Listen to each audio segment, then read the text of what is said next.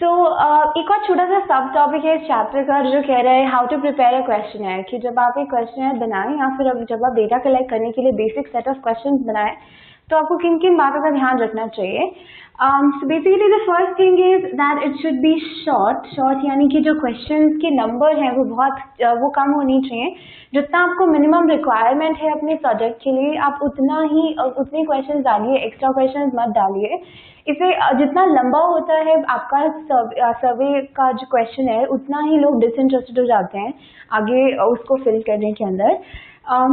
Second is it should be precise, कि जो questions हैं वो बहुत ज़्यादा प्रिसाइज होने चाहिए, मतलब कि वो इजी भाषा में होने चाहिए और बहुत छोटे होने चाहिए, ज़्यादा ब्रॉड क्वेश्चंस नहीं होने चाहिए। प्रिसाइज का एग्जांपल मैं आपको ये दे सकती हूँ कि for example if you are asking about the brand of cars, आप उन्हें एमसीक्यूज में दे सकते हैं कि अगर आपके पास में टॉप 3 ब्रांड्स ऑफ टूथपेस्ट हैं जिनके बारे में आप पता करना चाहते हैं कि आप कौन सा टूथपेस्ट यूज कर सकते हैं, so you can say like Pepsodent, Closeup and Colgate.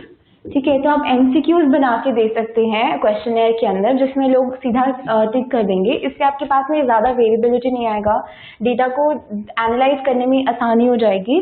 तो क्वेश्चनर प्रिसाइज होना चाहिए, जितना छोटे क्वेश्चन होने चाहिए ताकि लोगों को पढ़ने में ईजी रहे। And then the third point is easy language,